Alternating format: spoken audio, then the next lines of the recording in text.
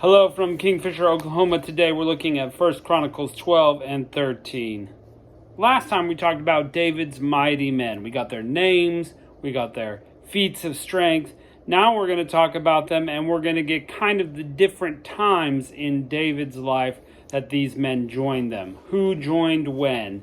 And it's also kind of more like highlights of his life. They're different stories that we saw kind of more in depth, and we get this highlight of it here in First Chronicles, and in conjunction with who joins David when. And we get to hear some of the skirmishes.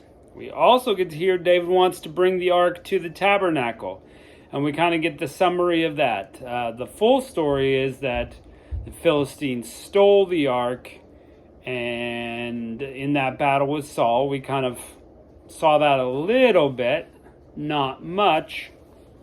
And after it being there a while, they put it on a cart with 2 milk cows, and it wanders its way to Kirjath Jearim, where we are going to see David pick it up, and he's going to take it a little ways, but 2 guys are driving the ark while all these other things are going around, and Uzzah is one of those guys, and the cow stumbles, probably the cart wobbles, and he sticks his hand up to catch the ark.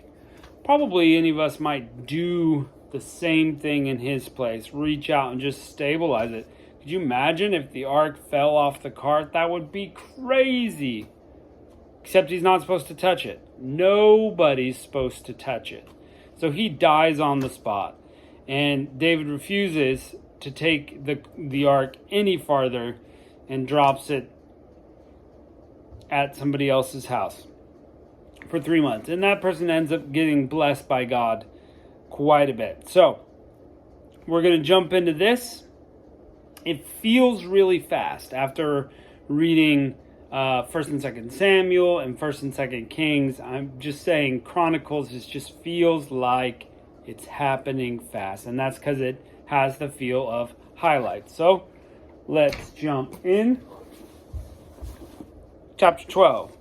Now these are they that came to David to Ziklag, while he kept himself close because of Saul the son of Kish.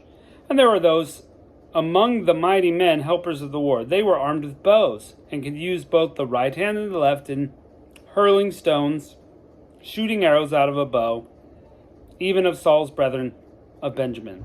The chief was Ahiezer, then Joash, then the sons of Shema the Gibeathite, and Jeziel, and Pelet, and the sons of Asmaveth, and Berekah, and Jehu the Anathothite, and Ishmaiah the Gibeonite, and mighty men among the 30, and over the 30, and Jeremiah, and Jehaziel, and Jehonan, and Jozabad the Gethurathite, Eluzai, and Jeremoth, and Belai, and Sheremiah, and Shephatiah, and the Huraphite, Elkanah, and Jesiah, and Azriel, and Joazer, and Jashabim, the Korahites, and Jola, and Zebediah, the sons of Joram, of Gedor. And the Gadites were separated unto David in the hold of the wilderness. So those previous guys were in Ziklag. These guys come while David's in the wilderness. And men of war, fit for battle, could handle shield and buckler, whose faces were like the faces of lions. That's quite a description. Not sure if that's a compliment or not. Your face is like a lion. Maybe they're hairy and mean. I don't know. And they were swift as roes upon the mountains. So they're like deer with how fast they run, which is a compliment.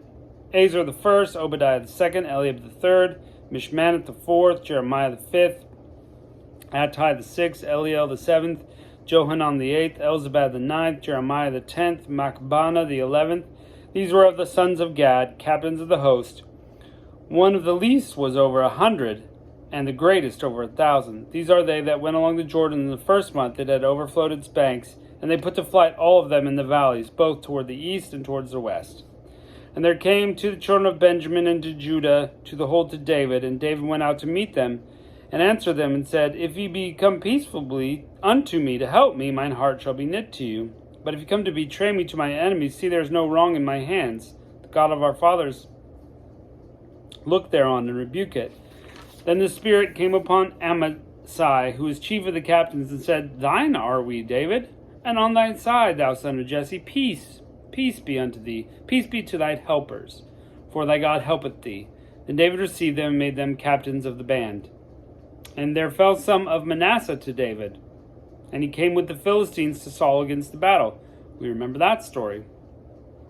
But they helped them not, for the lords of the Philistines upon advisement sent them away, saying, He will fall to his master Saul, to the jeopardy of our head. So he went to Ziklag, and there fell to him of Manasseh Adnah and Jozabad and Jediel and Michael and Jozabad and Elihu and Zilthai, captains of the thousands that were of Manasseh. They helped David against a band of rovers, for they were all mighty men of valor, and the captains of the host. For at that time, day by day, came to help unto David, until it was a great host, like the host of God. So people keep showing up and helping him out. These are the numbers of the bands that were armed and ready to go to war, and came to David in Hebron, to turn the kingdom of Saul to him, according to the word of the Lord. The children of Judah that bare shields and spear were 6,800, ready armed for war. Children of Simeon, mighty men of valor, 7,100. The children of Levi, 4,600. Jehoiada was the leader of the Aaronites, and with him there were 3,700. And Zadok, a mighty young man of valor, and his father's household 22 captains. And of the children of Benjamin, the kindred of Saul, 3,000, for hitherto the greatest part of them had been kept the ward of the house of Saul. And of the children of Ephraim, 20,800, mighty men of valor, famous throughout all of the house of their fathers. And the half-tribe of Manasseh, 18,000, which were expressed by name to come to make David king. The children of Issachar, which were men that had understanding of the times, to know what Israel ought to do. The heads of them were 200, and their brethren were all at their commandment. Of Zebulun, such as went forth to battle, expert in war, with all instruments of war, 50,000, and which could keep rank, they were not of double heart. And of Naphtali 1,000 captains, and with them a shield and spear of 7,000. And the Danites expert in war, 28,600. And of Asher they went forth to battle, expert in war, 40,000.